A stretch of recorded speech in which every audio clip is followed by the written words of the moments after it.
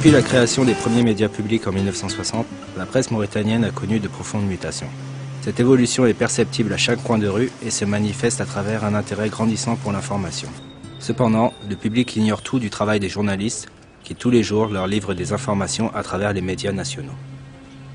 Cette profession, malgré un essor considérable avec la libéralisation de la presse écrite en 1991 et l'apparition des médias électroniques, se heurte à de nombreux obstacles dus au manque de formation, de matériel, de fonds et d'encadrement. Les autorités mauritaniennes, encouragées par la société civile, mènent aujourd'hui une politique d'ouverture dans ce secteur et cèdent peu à peu du terrain à la liberté d'expression et à la professionnalisation des médias.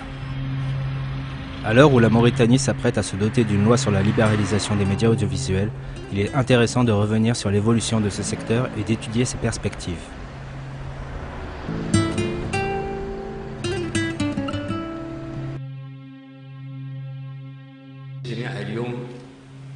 في إطار هذا الجمع الكريم وفي أجواء شهر رمضان المبارك لنشرف معا على انطلاق التجسيد الفعلي لتحرير الفضاء السمعي البصري.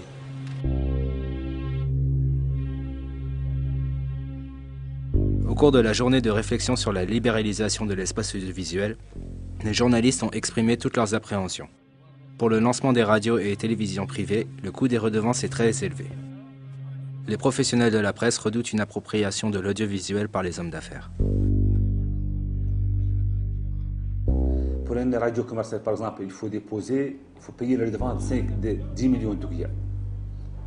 Comment voulez-vous qu'un professionnel de l'information, comme moi ou quelqu'un d'autre, qui a fait toute sa vie dans la presse, disposer tout cet argent-là pour payer 10 millions de redevances et pour pouvoir débloquer encore l'argent pour l'investissement?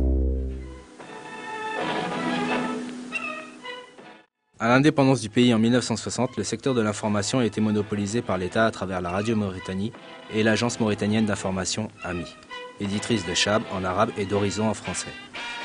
Grâce à l'aide de l'Irak, Télévision de Mauritanie fut créée en 1984. Le début des années 60 a vu aussi la naissance d'un embryon de presse privée qui a vite disparu. Néanmoins, l'aventure de la presse indépendante ne s'arrête pas là. Mauritanie Demain, un mensuel d'information indépendant francophone, réussira à se maintenir sur le marché jusqu'en 1991.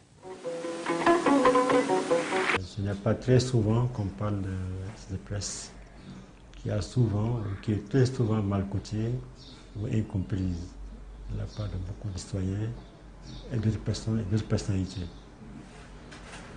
La presse mauritanienne dans l'ensemble est assez jeune, mais il faut reconnaître qu'elle est assez dynamique.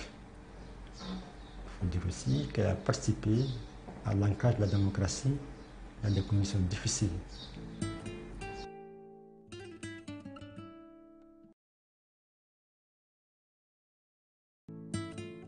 Le vent de liberté qui souffle sur l'Afrique vers les années 90 n'épargne pas la Mauritanie et la presse écrite jouit d'une certaine liberté. Au prix d'énormes sacrifices, une poignée de journalistes se bat pour informer les citoyens. Le gouvernement ne tardera pas à lancer plusieurs offensives contre la presse indépendante. Le pouvoir usera de l'article 11 sur la loi de la presse pour censurer, arrêter des journalistes et interdire des titres de presse.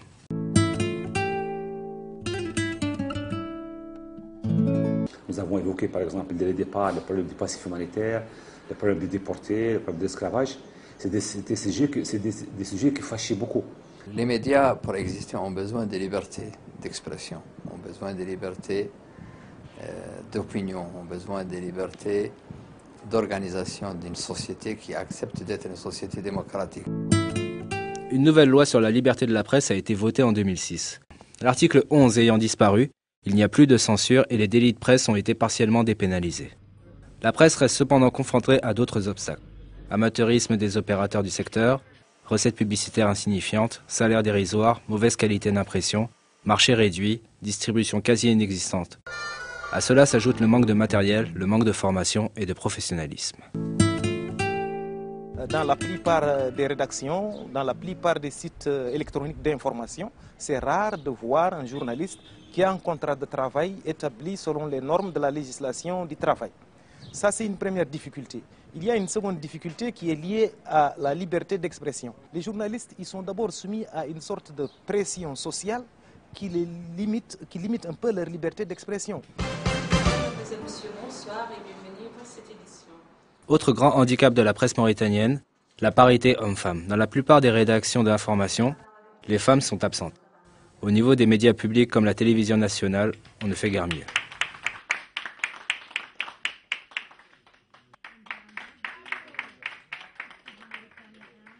Les femmes sont sous-représentées au niveau de sphères de décision.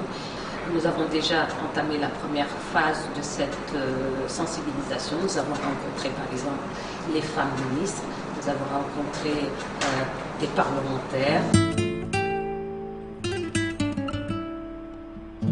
Le boom d'Internet a donné un nouveau souffle à l'information.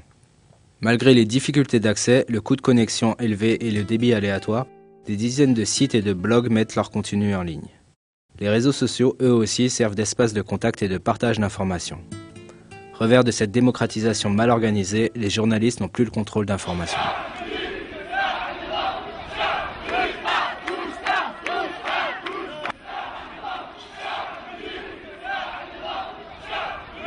J'ai dit que nous communiquons grâce aux réseaux sociaux. Facebook par exemple, parce que tous les jeunes sont aujourd'hui connectés dans ces réseaux. Sinon nous publions des annonces dans certains sites qui sont très lus. Et aujourd'hui, avec la démocratisation de l'accès à Internet, indéniablement le meilleur moyen, c'est d'avoir un site Internet. وجود الآيباد لأول مرة في السوق بدخول التلفزيون لأول مرة كوسيلة إعلام جديدة. فاليوم في المكان الذي توجد يمكنك أن تقرأ الصحف وتستمع في ذات الوقت إلى مقاطع صوتية وإلى مقاطع فيديو. Avec Facebook, par exemple, avec Internet de manière générale, un espace où tout le monde peut mettre du contenu, tout le monde peut mettre des photos, tout le monde peut mettre l'information, tout le monde peut mettre des images. Les journalistes ont quand même perdu un peu le contrôle des choses. Mais seulement la force du journaliste, c'est que lui, il filtre l'information avant de la publier.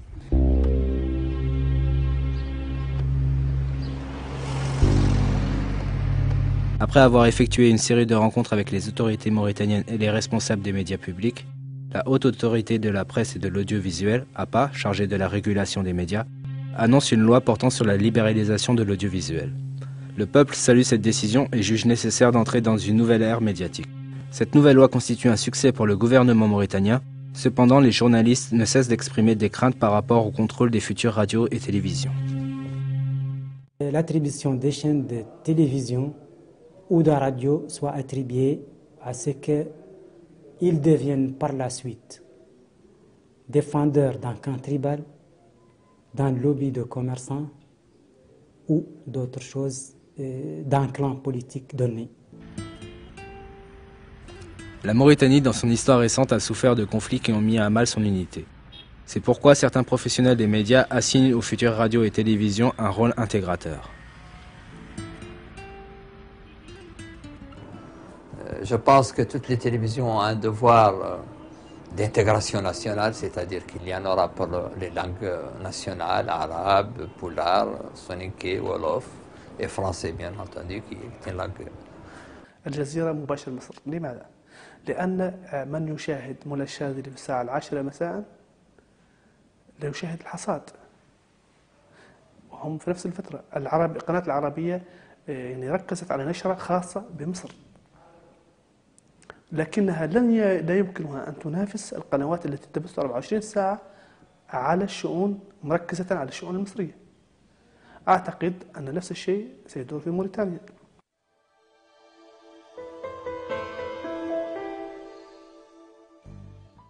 Pour la réussite des télés, d'autres professionnels tapent sur la diversification des programmes. قناة الشنقيط قناة عامة تقدم مختلف البرامج الفنية، الثقافية، الترفيهية، الموسيقية، الإخبارية. بلدنا يحتاج إلى إعلام حر هادف وموجه محليا للتفادي أو للوقوف في وجه الغزو الإعلامي والمد الإعلامي الجارف القادم من خارج بلادنا.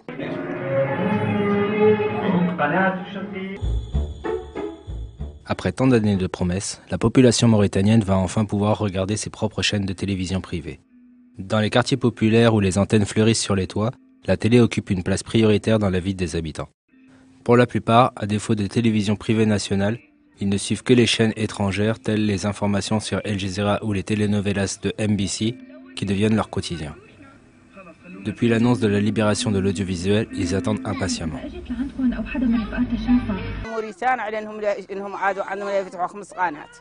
ولين يفتحوا قناة احنا قال قناة الاخرى ما عينا فيهم دور ولا لنا شي ما هن ما ندور دوقبالي واخذوا مسلسلات زينات واخذوا الهول الزين اللي هو ورقه يتعمد على نفسه ما هو متعمد على حد اخر شي للناس ما هن احنا ندور ولا شنا